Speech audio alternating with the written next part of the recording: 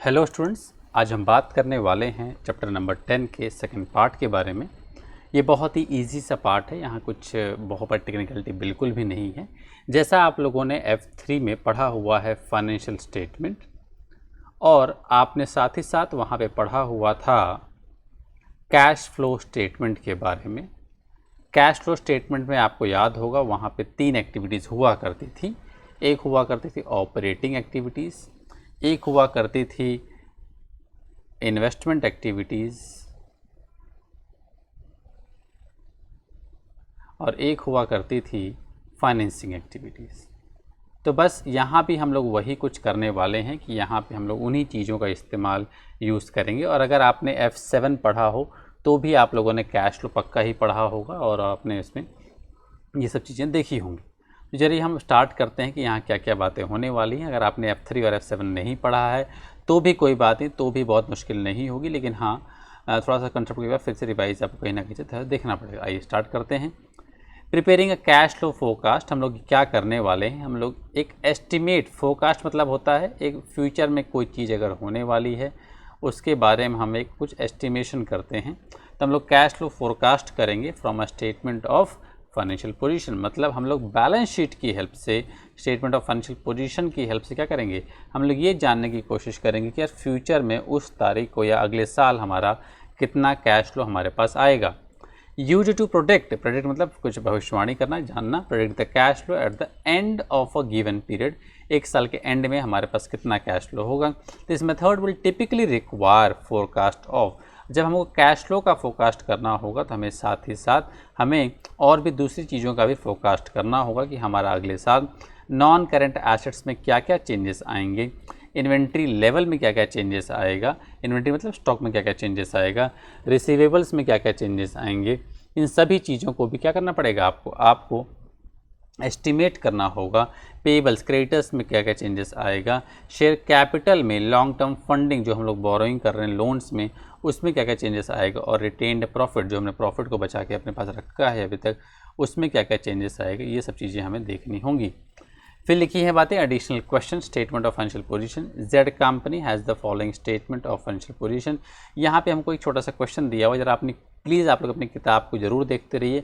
एक ही पेज पे हर चीज़ नहीं आ सकती और आएगी तो बहुत छोटा छोटा दिखेगा, इसलिए प्लीज़ अपनी किताब में इस क्वेश्चन को देखते रहिएगा। चैप्टर नंबर 10 में है ये। Additional question, statement of financial position. Z company has the following statement of financial position at 30 June 2003। ये 30 जून 2003 की बातें यहाँ पे हो रही है कि इस तारीख को आपके पास कितना यहाँ पे क्या क्या बैलेंस शीट में दिख रहा है। प्लांट एंड मशीनरी जो हमारी दिख रही है वो 1,92,000 के दिख रही है। इन्वेंट्री हमारा 16,000 का दिख रहा है। रिसीवेबल्स हमारा 80,000 के दिख रहे हैं और बैंक बैलेंस हमारा 2,000 का दिख रहा है। टोटल एसेट्स जो हमारी दिख रही है वो 2,90,000 रुपये की दिख रही है। साथ ही साथ हमारे इक्विटी एंड लाइबिलिटीज़ में अगर देखा जाए, इक्विटी शेयर कैपिटल 2,16,000 का है। रिटेन्ड प्रॉफिट 34,000 का है। ट्रेड पेबल्स 10,000 का है। डिविडेंड जो हमने दिया है वो 30,000 रुपये का दिया हुआ है। टोटल इक्विटी एंड लाइबिलिटीज़ भी ऑब्वियस सी बात है, एसेट्स एंड लाइबिलिटीज़ आपस में क्या रहेंगे, इक्वल रहेंगे। फिर बात कहिए तो company expects to acquire further. अब वो कह रहे हैं कि कंपनी ये प्लान कर रही है कि हम फ्यूचर में क्या लेने वाले हैं, फ्यूचर में प्लांट एंड मशीनरी लेने वाले कितने रुपए की, 8,000 रुपये की लेने वाले। तो इससे क्या होगा, इससे यही तो होगा कि आपकी जो नॉन करंट एसेट्स है वो अब ज़्यादा हो जाएंगी। मैं हल्का सा साथ लिखते रहता हूँ, आपको सब कुछ मैं यहाँ पे बनाने वाला हूँ। नॉन पूरे एसेट्स का कॉलम यहाँ बनाऊँगा मैं, और इसके नीचे जो बनता है लाइबिलिटी जो मैं यहाँ बनाऊँगा। ठीक है, ज़रा दोनों को आप लोग देखते रहिएगा, क्या आपको हेल्प मिलेगी समझा दूँगा। एसेट्स में देखा जाए तो आपकी आज की डेट में आपके हाथ में प्लांट एंड मशीनरी कितने की है, 1,92,000 की है।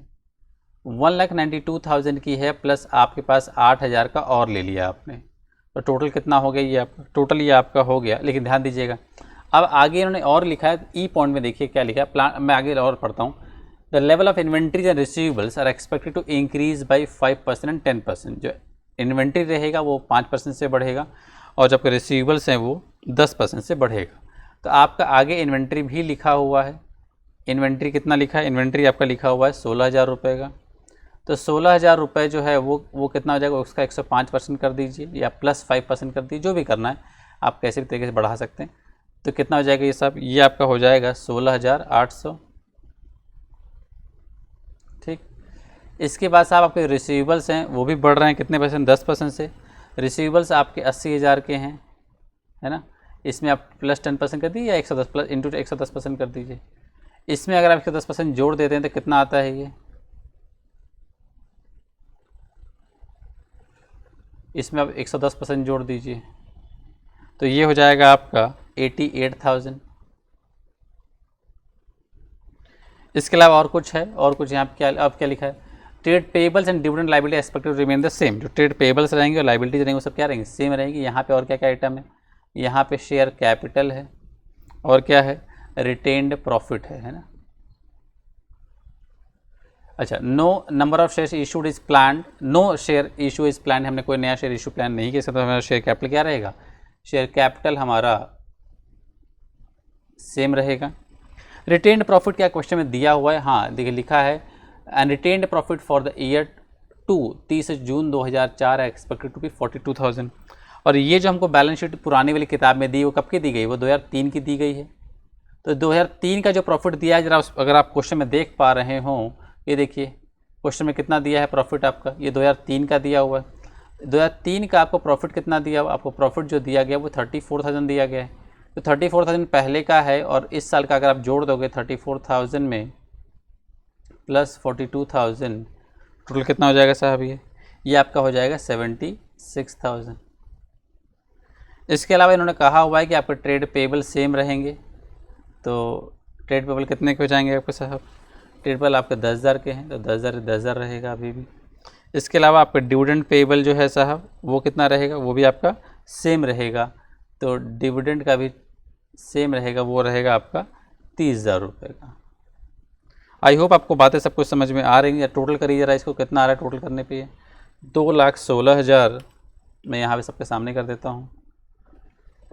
2,16,000 प्लस 76,000 प्लस 10,000 प्लस 30,000, ये आपका आ गया 3,32,000। तो हम लोग यहाँ लिख देते हैं साहब, ये आपका आ गया 3,32,000। आप ज़रा यहाँ का टोटल करते हैं, अगर आप यहाँ का टोटल करेंगे तो ये इस ध्यान आगे क्या 4th में क्या लिखा है, plant and machinery is depreciated on a reducing balance basis at the rate of 20% per year. ये 20% से क्या हो रहा है, कम हो रहा है, तो जो भी वैल्यू आएगी उसका डेप्रिशिएशन कितना लगेगा, इसका 20%, तो इंटू 20% करेंगे, जो भी करेंगे। मैं डायरेक्टली अगर इसे क्या कर दूँ, इसका 80% निकाल लूँ तो कितना आ जाएगा साहब, ये इसका अगर मैं 80% निकालता हूँ तो ये मुझे मिल जाता है 1,60,000 रुपये। तो इन तीनों को जोड़ दीजिए साहब। अच्छा, तीनों को कैश भी तो है हमारे क्वेश्चन में, यस कैश भी है। अच्छा, क्वेश्चन पूछ क्या रहा है, क्वेश्चन तो कैश ही पूछ रहा है वैसे से भी। ये देखिए, produce a financial position statement for forecast on 30 June 2004 का पूछ रहा है ना, लेटेस्ट पूछ रहा है। And predict what the cash balance और बैंक ओवरड्राफ्ट, आपका कैश बैलेंस क्या आता है ज़रा हमें बताइए, will be at that date, उस तारीख को आपका कैश बैलेंस कितना रहेगा। तो यहाँ पे हम लिख देते हैं कैश हमको नहीं पता डैश, चलिए टोटल कर लेते हैं, ठीक है। अब टोटल करेंगे, ये तो हम टोटल में करके दिखा देता हूँ आपको साहब। 1,60,000 प्लस 16,800 प्लस 88,000, ये आपका क्या 2,64,000, इसमें से माइनस कर दीजिए 3,32,000, तो कितना आ गया आपका 67,200। तो साहब आपका जो कैश बैलेंस आ गया वो 67,200, और यही क्या है आपका, यही आपका बैलेंसिंग फिगर है और यही आपका क्या है आंसर है, यही वो आपसे पूछ रहे थे। आई होप आपको मज़ा आया होगा, बस इसमें इतना सही निकालना था। इसके बाद ये लोग और क्या कह रहे हैं देख लेते हैं। The answer to this question can be further found after the chapter summary. अच्छा, चैप्टर समरी के बाद भी हो सकता है, ठीक। अब आती है बात साहब, preparing cash flow forecast from the working capital ratios. अच्छा, अब ये कैश फोरकास्ट की बात कर रहे हैं। आप चाहो तो साहब इसको एक और तरीके से भी निकाल सकते। अच्छा, एक चीज़ और, अब मैं आपको एक और चीज़ दिखाता हूँ कि आपने यहाँ जो 67,200 निकाला था, इसको हम और डिटेल में करते हैं। चलिए थोड़ा डिटेल में कर लेते हैं, मज़ा आ जाएगा। देखिए कैसे, आपके पास पहले का प्रॉफिट कितने का था, पहले का प्रॉफिट आपको जो क्वेश्चन में दिया हुआ था साहब वो 2,000 का दिया हुआ था। इसका मतलब ये हुआ कि इस साल का जो अभी अगले साल का प्रॉफिट कितने का होगा, अच्छा 65,200 का होगा। आइए मैं आपको करके दिखाता हूँ 67,200 कैसे निकल रहा है, ठीक, यहीं पे करके दिखाता हूँ मैं। जगह है यहाँ, ठीक। आइए देखते हैं। आपको ये बात तो पता ही है कि जो कैश फ्लो होता है वो स्टार्ट कहाँ से होता है, वो प्रॉफिट से स्टार्ट होता है। तो रिटेन्ड प्रॉफिट आपका इस साल कितना हो रहा है, वो हुआ है 42,000 का प्रॉफिट हुआ है, ठीक है।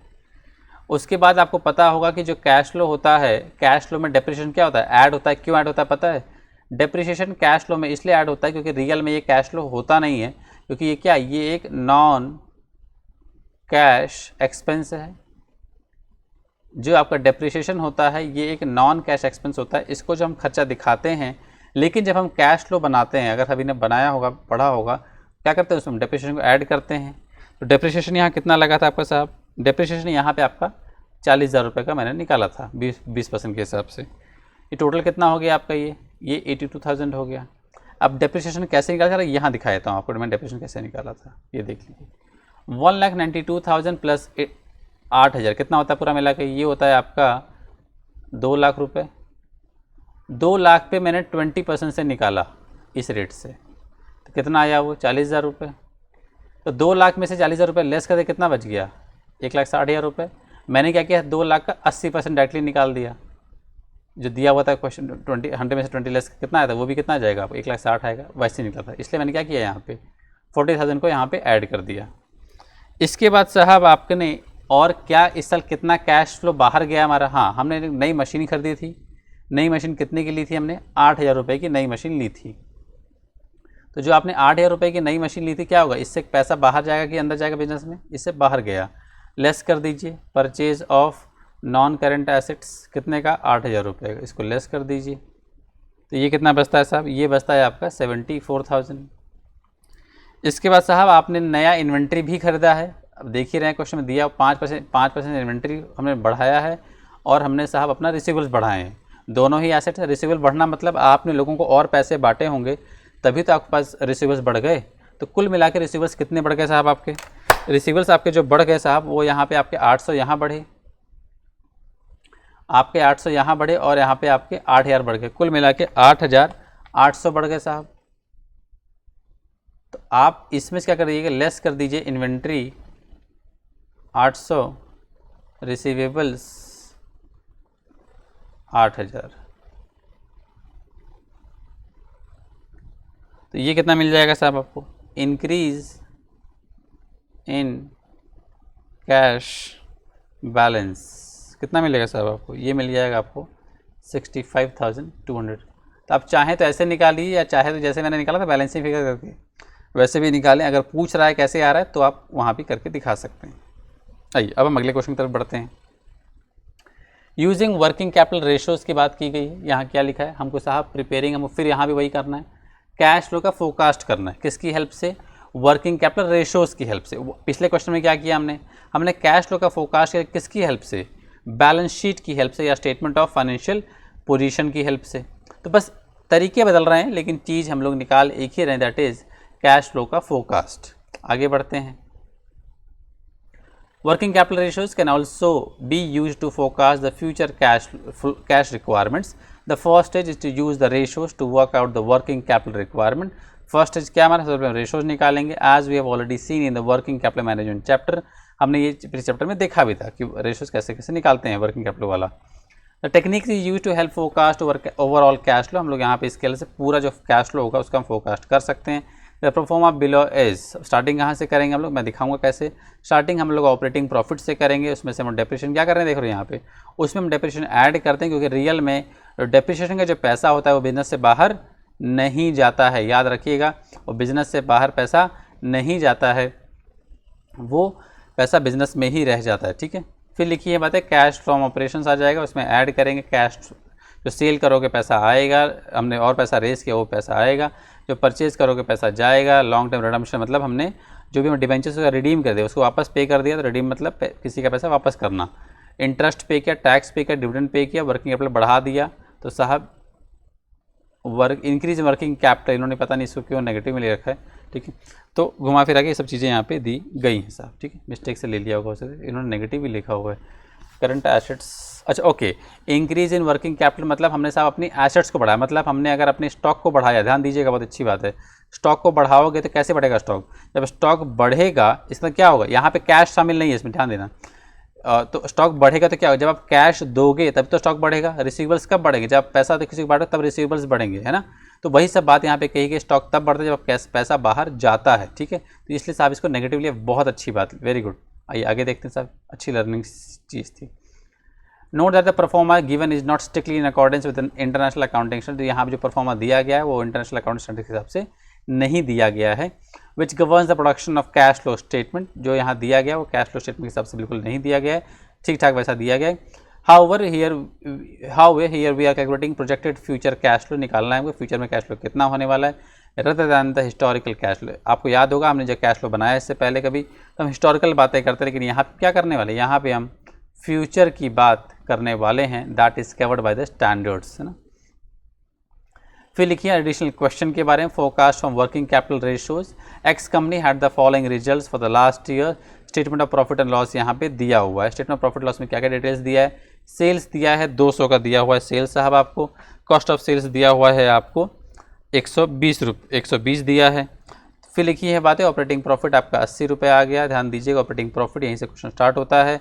इंटरेस्ट है 5 का, टैक्स आपने 22 रुपये दिया है, profit after tax 53, dividend propose आप सोच रहे हो देने का 10, इसके रिटेन्ड अर्निंग 43। फिर इन्होंने फाइनेंशियल पोजीशन पूरा नहीं दिया, क्या दिया उसका, सिर्फ एक्सट्रैक्ट्स दिया गया, मतलब उसका कुछ अंश दिया गया, हिस्सा दिया गया है।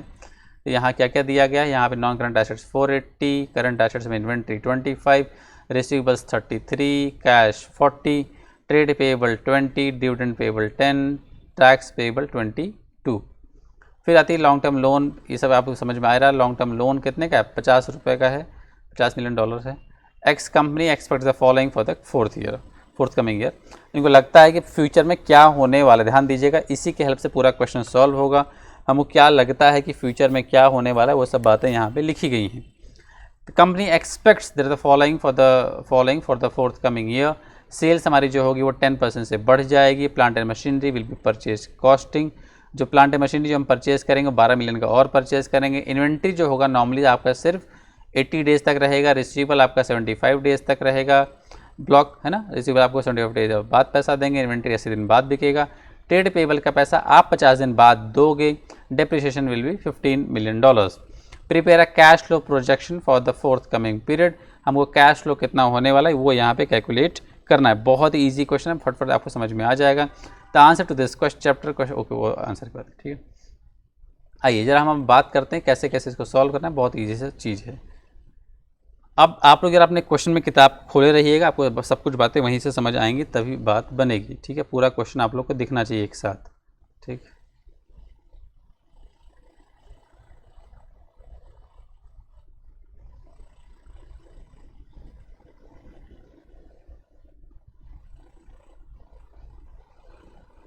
अब देखिएगा साहब, इन्होंने कहा हुआ है कि आपका जो सेल्स है वो 10% से बढ़ने वाला है, ठीक। आपकी सेल्स 10% से बढ़ने वाली, अभी सेल्स कितनी है आपकी 200 है, ठीक है। सेल्स आपकी 200 है और आपका जो ग्रॉस प्रॉफिट है साहब वो कितना है, आइए निकालने की कोशिश करते हैं साहब। यहाँ पे आपका कॉस्ट ऑफ सेल्स कितना है, कॉस्ट ऑफ सेल्स आपका साहब 120, लेकिन इसमें 20 डेप्रिसिएशन, तो डेप्रिसिएशन को हम लोग शामिल नहीं करेंगे क्योंकि वो इसका पार्ट नहीं माना जाएगा, तो वो डेप्रिसिएशन अलग से होगा। तो हमने यहाँ पे कॉस्ट कितना आ गया 100 आ गया, ग्रॉस प्रॉफिट कितना आया वो आपका 100 आ गया। तो ये जो हमारा जो ग्रॉस प्रॉफिट आया है ये सेल्स का कितना परसेंट है साहब, ये सेल्स का 50% हमारा ग्रॉस प्रॉफिट आया है। उसी तरीके से अगर मैं सेकंड पार्ट करूँ साहब, तो आपकी जो सेल्स होगी अब वो कितनी हो जाएगी, वो 220 हो जाएगी। और अगर ग्रॉस प्रॉफिट आपका 110 है तो ये कितना हो जाएगा साहब आपका, ये आपका हो जाएगा साहब उसका 50% दैट इज़ 110। आप ज़रा लॉजिक समझने की कोशिश करिएगा साहब। अब आती है बात हमारा जो ऑपरेटिंग प्रॉफिट है, ऑपरेटिंग प्रॉफिट कितना आ रहा है, इसका मतलब यहाँ पे ऑपरेटिंग प्रॉफिट यहाँ पे साहब आपका आ जाएगा 110। अब मैं क्वेश्चन सॉल्व करता हूँ, कैश फ्लो ऊपर जो फॉर्मेट दिया था मैं वहीं से स्टार्ट कर रहा हूँ, ठीक। ये है हमारा ऑपरेटिंग प्रॉफिट। ऑपरेटिंग प्रॉफिट जो आया आपका वो 110 आया, ठीक। क्वेश्चन देखते रहिएगा। इसके इंटरेस्ट कितना पे करना है हमें, इंटरेस्ट हमें 5 पे करना है, इंटरेस्ट लेस कर दीजिए, उसमें क्वेश्चन में दिया भी हुआ है। इसके बाद आपको डिविडेंड पे करना है। डिविडेंड कितना पे करेंगे आप? 10 पे करेंगे। डिविडेंड पे कर दीजिए साहब। इसके बाद साहब आपको टैक्स पे करना है। टैक्स कितना पे करना है आपको? 22 पे करना है। डिविडेंड जो है साहब, डिविडेंड प्रपोज, ध्यान दीजिए, डिविडेंड हम इस साल जो प्रपोज करते हैं वो अगले साल पे करते हैं, इसलिए यहाँ पे लेस किया गया है। बात समझने की कोशिश करिएगा साहब, ठीक है। तो जो इस साल है प्रपोज है वो अगले साल पे हो जाएगा, ठीक है। अब आती है बात, और अगर आप ये ना मान के चले तो अभी आप एक नॉर्मली कह सकते हैं कि डिविडेंड में प्रपोज किया और इतना ये लोग पे करेंगे, तो उसका पैसा क्या जाएगा? बिजनेस से बाहर जाएगा। अब आगे की बात, इन्होंने प्लांट एंड मशीनरी परचेज करी है, क्या ये क्वेश्चन में लिखा है? हाँ, इन्होंने साहब देखिए वर्किंग में जाके देखिए आप, यहाँ लिखा हुआ है प्लांट एंड मशीनरी जो परचेज करी है वो कितने की है? 12 मिलियन की है। चलिए थोड़ा सा और कुछ कैलकुलेशन कर लेते हैं। इन्वेंट्री जो निकलता है वो किस पे निकलता है? इन्वेंट्री हमेशा याद रखिए कॉस्ट ऑफ सेल्स पे निकलेगा। तो इन्वेंट्री कितने? 365 इंटू ये कितना? 110, ये कितना आ जाएगा साहब? ये आपका आ जाएगा 24 मिलियन, ठीक है। इन्वेंट्री आपका जरा क्वेश्चन में देखिए कितने का दिया हुआ है, ढूंढिए कहीं ढूंढिए, कहाँ मिलेगा? एसेट्स में मिलेगा। इन्वेंट्री आपका 25 दिया हुआ है। अभी आपकी इन्वेंट्री बढ़ रही घट रही? आपकी इन्वेंट्री अभी घट रही है। इन्वेंट्री घट रही है, इसका मतलब क्या हुआ साहब? इन्वेंट्री घट रही है, इसका मतलब ये हुआ, ध्यान दीजिएगा, इन्वेंट्री 25 थी, अब आपकी इन्वेंट्री 24 है, इसका मतलब क्या हुआ? इन्वेंट्री कम होना, मतलब इन्वेंट्री बिकी। जब इन्वेंट्री बिकेगी तो क्या आएगा आपके पास? कैश आएगा। कितना कैश आया? $1 मिलियन आया। तो क्या हो जाएगा हमारे पास? $1 मिलियन ऐड हो जाएगा, ठीक है। सेकंड, रिसीवेबल्स की बात कर लेते हैं। रिसीवेबल्स कितना? 75 डेज है। 75 अपॉन 365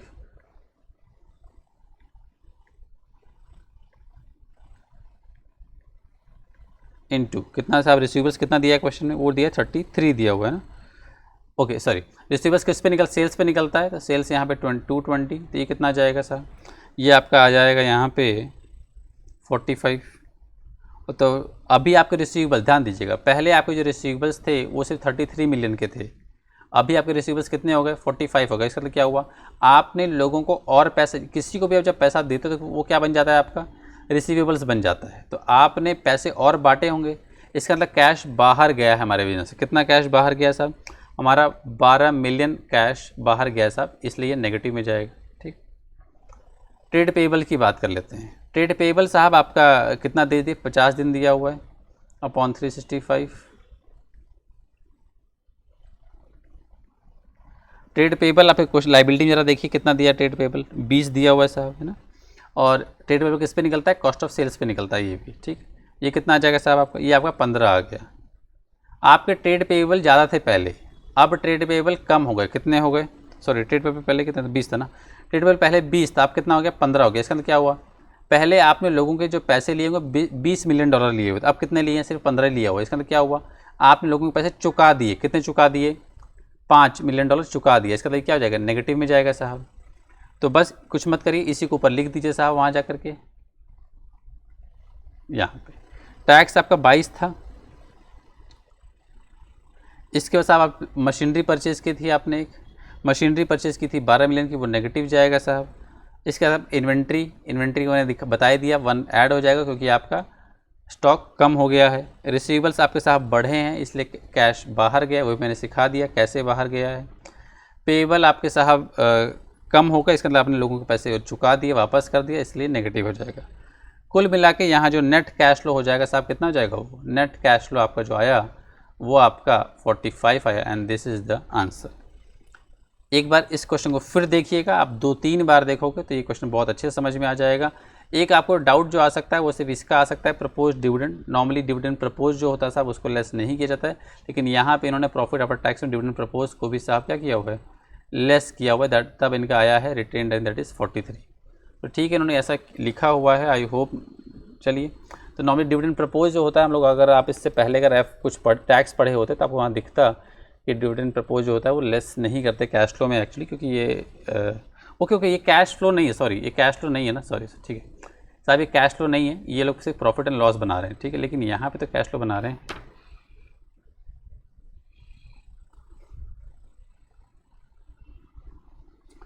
ये नहीं है, पता ये है ही नहीं है ये डिविडेंड प्रपोज। यार ये लोग ऐसे कैसे लिख सकते हैं, लेकिन चलिए, डिविडेंड पेबल भी होता ना तो भी अलग कहानी बने। 10 की डिविडेंड पेबल है, ये भी तो ना कहाँ लिखा है, एक यहाँ भी 10 लिखा है डिविडेंड पेबल, लेकिन डिविडेंड प्रपोज ही खर्चा है, वो डिविडेंड प्रपोज वाला ही डाला है इन लोगों ने। तो ठीक है, इन्होंने ऐसा किया है तो आप लोग भी ऐसा करिएगा। अब मैं क्या कहूँ, इन्होंने ऐसा लिखना चाहिए, डिविडेंड लिखना चाहिए, डिविडेंड पेड लिखना चाहिए था, प्रपोज लिखा है। डिविडेंड प्रपोज नॉर्मली ये था अगले साल का देना होता है। ओके ठीक है, आप हाँ ऐसा भी एक कॉन्सेप्ट ये भी है किताब में, अगर जब आप पढ़ोगे आपको ये मिलेगा कि डिविडेंड प्रपोज अगर इस साल करते हैं तो इसका पेमेंट हम अगले साल करेंगे। तो अगले साल क्या करेंगे, फिर से हम अगले साल हम लोग फिर से क्या करेंगे, डिविडेंड प्रपोज करेंगे कितने का, ऐसा मान के जैसे इनकम, इसका एक ऐसा एक एग्जाम्पल बनता है provision for taxation. Provision for taxation हम लोग प्रोविजन इस साल बनाते हैं, पे अगले साल करते हैं। इन द सेम वे साहब हम लोग यहाँ भी डिविडेंड प्रपोज इस साल कर रहे हैं, लेकिन पे कब करेंगे, अगले साल। तो ये जो खर्चा है साहब, ये आपका खर्चा मान लिया गया, तो ये पे अगले साल हो रहा है, तो अगले साल कैश कितना गया बिजनेस से बाहर, 10 गया। उसी तरीके से अगले साल फिर आप प्रोविजन कितने का बनाओगे, 10 का ही बनाओगे, और फिर आप उसको अगले साल लेस करोगे। तो ये आप मान के डिविडेंड प्रपोज को कर सकते हैं। ठीक है, आइए चलते हैं अगले क्वेश्चन की तरफ। इसके बाद बात की गई है कैश मैनेजमेंट मॉडल के बारे में। जैसा आपने EOQ पढ़ा हुआ था ना अभी तक, वैसा ही यहाँ पे कैश मैनेजमेंट मॉडल है। ठीक है, यहाँ कुछ नहीं है, देखिए बहुत ही सिंपल सा क्वेश्चन है, बहुत छोटे छोटे क्वेश्चन है, आपको जल्दी से समझ में आ जाएंगे सब कुछ क्या चल रही कहानी है। Cash management model are aimed at minimising the total cost associated with movement between the current account very liquid. Very liquid वो होता है साहब जो हमारे बिल्कुल कैश में हो, जिस पे हमको इंटरेस्ट नहीं मिल रहा होता है। एंड शॉर्ट टर्म इन्वेस्टमेंट वो होते हैं जो हमने इन्वेस्ट तो किया है और लेकिन बहुत ही कम है ना, बहुत ही कम अर्निंग उस पर हमको हो रही है, इसको हम शॉर्ट टर्म इन्वेस्टमेंट्स कहते हैं। The model are devised to answer the question at what point should funds be moved and how much should be moved in one go। किस समय हमको पैसे को विड्रॉ कर लेना चाहिए या किस समय हमको साहब पैसे को कहीं दूसरी जगह मूव कर देना चाहिए, वो सब बातें यहाँ पे लिखी गई हैं। और कितना नुकसान हमारा होता है जब कहीं से हम इन्वेस्टमेंट से अपने पैसे को निकाल लेते हैं, वो सब बातें यहाँ लिखी गई हैं। The Baumol cash management model, Baumol noted that cash balance is very similar to inventory level. Baumol ने एक मतलब इनका नाम से मैनेजमेंट मॉडल है, जिस तरीके से आपने EOQ पढ़ा हुआ था उसी तरीके से ये भी है, very similar to inventory level and develop a model based on the economic order quantity. Assumptions यहाँ पे दिए गए, cash use is steady and predictable. Assumption हम जब हम इस क्वेश्चन को करेंगे, कैश मैनेजमेंट मॉडल पढ़ेंगे, तो हम लोग कुछ एजम्पशंस को मान के चलते हैं। क्या एजम्पशन मानते हैं कि कैश हमारा जो है उसका यूज़ करते हैं हम लोग हमेशा सेम लेवल का यूज़ करते रहते हैं, और हम प्रेडिक्ट भी कर सकते हैं कि फ्यूचर में कितने कैश की ज़रूरत पड़ेगी, ऐसा हम मान के चलते हैं कि हम लोग उसको प्रेडिक्ट कर सकते हैं। Cash inflow are known and regular, हम ऐसा मान के चलते हैं कैश इनफ्लो जो होगा हम उसको जानते हैं कितना होने वाला है और रेगुलरली होता है। Day to day cash needs are funded from current account, ये भी एज्यूम हम करते हैं कि जो हम डे टू डे कैश हमको ज़रूरत पड़ती है वो हम करंट अकाउंट से पैसा निकाल के यूज़ करते हैं। बफर कैश, आपको याद होगा बफर इन्वेंट्री के बारे में जो इमरजेंसी में चाहिए होती है। Buffer cash is held in short term investment, जो बफर कैश होता है जो हमको अचानक से चाहिए होता है, उन सभी पैसों को हम लोग शॉर्ट टर्म इन्वेस्टमेंट से इन्वेस्ट करके रखते हैं और जैसी ज़रूरत पड़ती है हम उस पैसे को वहाँ से फट से विड्रॉ कर लेते हैं। फिर लिखिए बात है formula calculate the amount of fund to inject, हमको यहाँ से ये इस फॉर्मूले से ये निकल के आता है कि हमें एक बार में कितना कैश हमारे बिजनेस में इन्वेस्ट करना चाहिए इनटू द करंट अकाउंट और to transfer the short term investment at one time, या हमने कितना पैसा एक बार में ट्रांसफ़र हटाना चाहिए। फॉर्मूला है Q is equal to 2COD, D क्या है यहाँ पे एनुअल, आगे दिखा होगा, देखो demand of cash over the period, एक एनुअल डिमांड कैश की हमारे बिजनेस में कितनी है, दैट इज़ D। CO क्या है, CO है एक बार कैश को निकालने या मूव करने में कितना ट्रांजैक्शन कॉस्ट होता है, that is called as CO। CH क्या है, जब हम पैसे को अपने पास होल्ड करते हैं तो हमको ऑब्वियस सी बात है जब अपने पास कैश को होल्ड करके बैठे हुए तो हम ऑब्वियस सी बात है उस पैसे को कहीं और इन्वेस्ट नहीं कर पा रहे हैं। जब हम इसको कहीं और इन्वेस्ट नहीं कर पा रहे हैं तो हमको क्या हो रहा है, हमको यहाँ पे अपॉर्चुनिटी कॉस्ट क्रिएट हो रहा है, मतलब हम इसको कहीं इन्वेस्ट करते वहाँ कुछ इंटरेस्ट कमाते, लेकिन कैश होल्ड करने की वजह से हम उस पर इंटरेस्ट नहीं कमा रहे हैं। The model suggest that when interest rate are high the cash balance held in non interest bearing current account should be low. जब साहब हमको लगता है जब इंटरेस्ट रेट मार्केट में बहुत हाई चल रहा है तो हम लोग को करंट अकाउंट में पैसा नहीं रखना चाहिए, उसको कहीं ना कहीं इन्वेस्ट कर देना चाहिए ताकि वहाँ से हम क्या कमा सके, इंटरेस्ट कमा सके। How it's weakness is unrealistic nature of assumption on which it is, लेकिन ये जो एजम्पशन है ये बहुत ही अनरियलिस्टिक है और इसी के बेस पे हमें क्वेश्चन सॉल्व करने पड़ते हैं। CO क्या है, ट्रांजैक्शन कॉस्ट है और are the cost of making a trade, एक बार व्यापार करने में मतलब पैसे को यहाँ वहाँ करने में।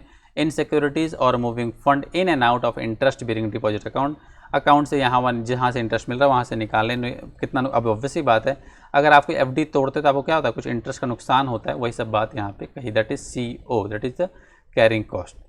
फिर लिखिए बात डिमांड क्या, demand of cash over the period relates to the cash needs for day to day transaction.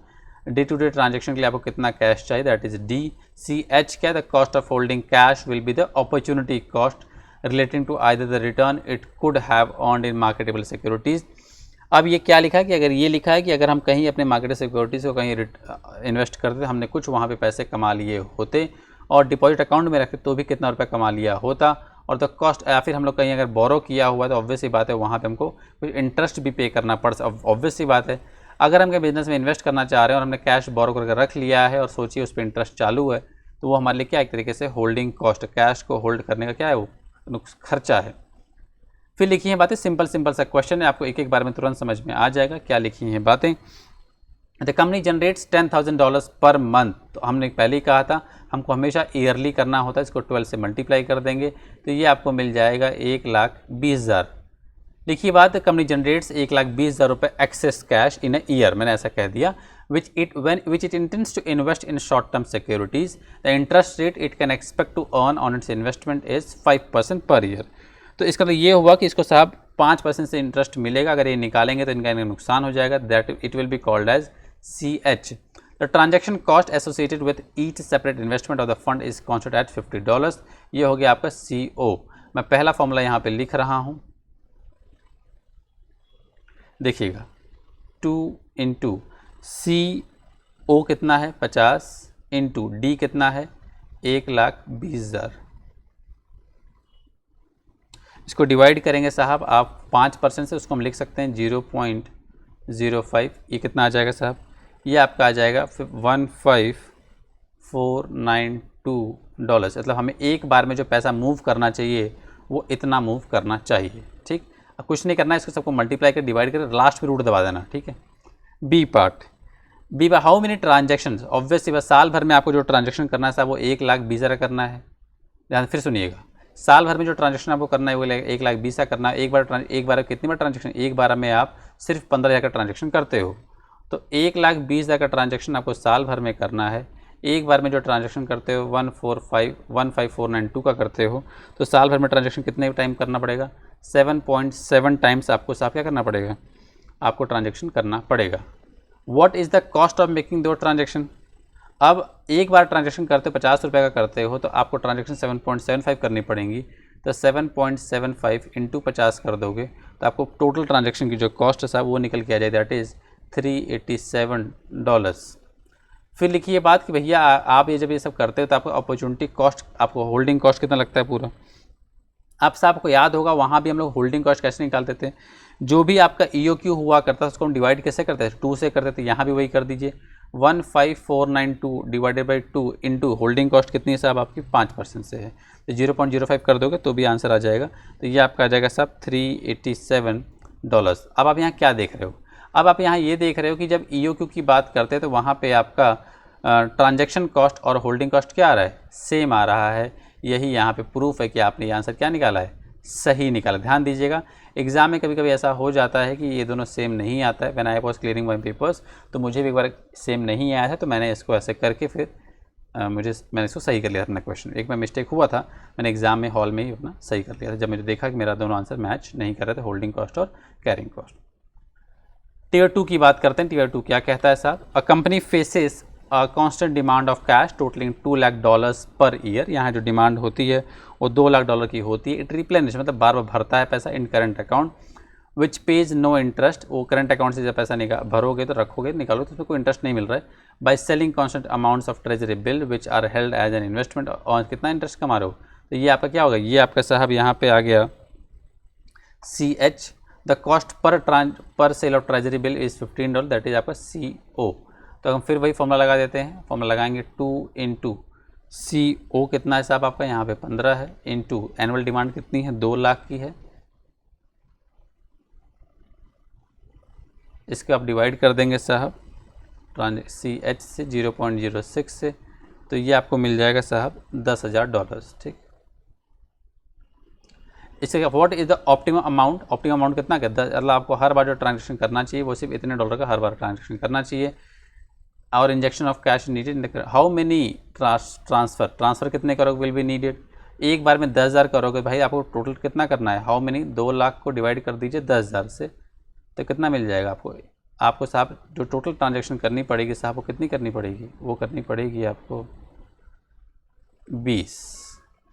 फिर लिखिए what will be the overall transaction cost, total transaction cost कितनी हो जाएगी, एक बार की ट्रांजैक्शन कॉस्ट 15 रुपये साहब, 20 ट्रांजैक्शन आप करते हो तो कुल मिला के आपको साहब $300 का क्या हो जाएगा, आपका ट्रांजैक्शन कॉस्ट यहाँ पे हो जाएगा साहब। आई होप आपको बात समझ में आ रही होगी।